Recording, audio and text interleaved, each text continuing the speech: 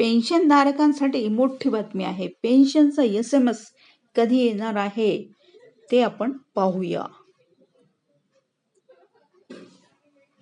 स्पर्श म्हणजे केंद्र सरकारची एक डिजिटल पेन्शन व्यवस्थापन प्रणाली आहे.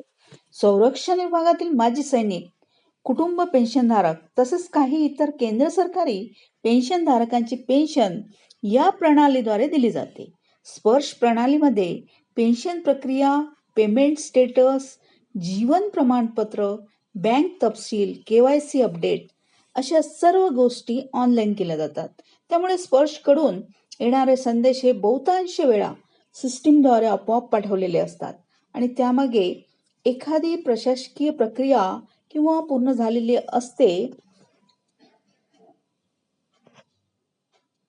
डिसेंबर महिन्याच्या पेन्शनचा संदेश नेहमीपेक्षा 10 दिवस आधी येण्यामागे काही महत्वाची कारणे असू शकतात. डिसेंबर महिना हा आर्थिक वर्षाच्या दृष्टीने अत्यंत महत्वाचा असतो. वर्षअखेरीच्या लेखा जुळवणीसाठी आणि ऑडिटसाठी अनेक विभाग पेन्शनची प्रक्रिया लवकर पूर्ण करतात. त्याशिवाय स्पर्श पोर्टलवर एकाच वेळी लाखो पेन्शनधारकांचा डेटा बॅच प्रोसेसमध्ये हाताळला जातो. आता त्यामुळे काही वेळा पेमेंटशी संबंधित संदेश आधी पाठवले जातात, तर प्रत्यक्ष रक्कम बँकेच्या वेळापत्रकानुसार जमा होते.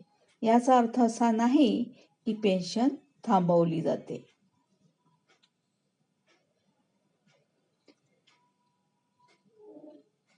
अनेक पेन्शनधारक घाबरून जातात की एवढा आधी संदेश आला म्हणजे काहीतरी गडबड आहे का.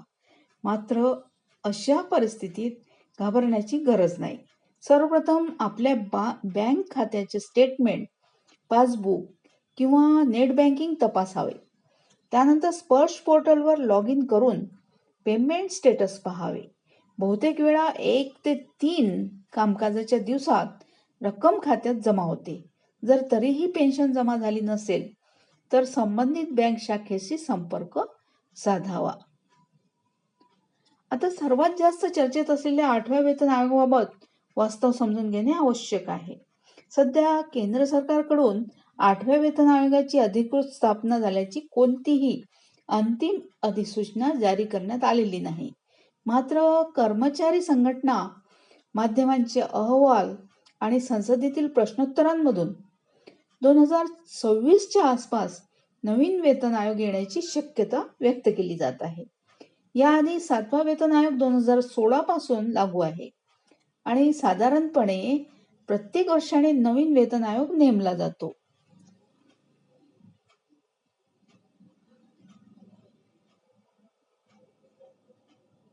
सोशल मीडियावर सांगितली जाणारी 25% ते 35% वाढ ही अधिकृतपणे घोषणा नसून एक अंदाज आहे. हा अंदाज कसा लावला जातो हे समजून घेणे महत्वाचे आहे. सध्या महागाई भत्ता 50%च्या आसपास पोहोचत आहे. पूर्वीच्या वेतन आयोगांमध्ये महागाई भत्ता एका टप्प्यावर मूळ वेतनात विलीन करण्यात आला आहे. तसेच फिटमेंट फॅक्टरचा मुद्दा देखील महत्वाचा आहे.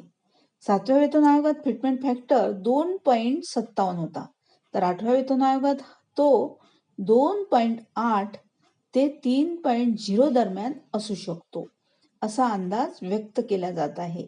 या सर्व गणितांच्या आधारे